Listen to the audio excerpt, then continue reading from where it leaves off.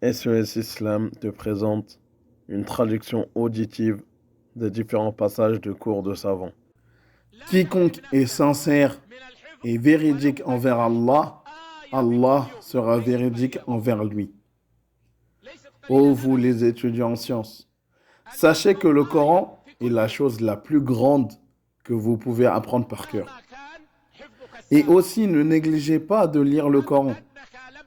Certes, l'honneur du musulman, c'est quand il lit la parole d'Allah.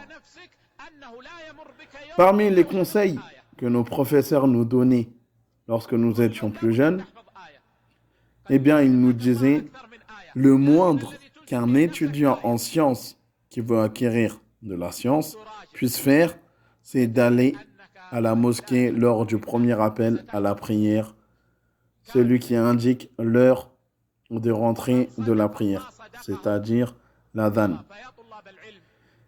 Et celui-ci lit le Coran jusqu'au deuxième petit appel à la prière qui indique que la prière va être accomplie.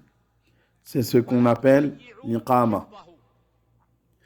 Entre ces deux petits moments, où il y a à peu près 15 minutes, c'est-à-dire entre l'adhan et l'iqama, il y a 15 minutes, il faut qu'il profite pour lire le Coran.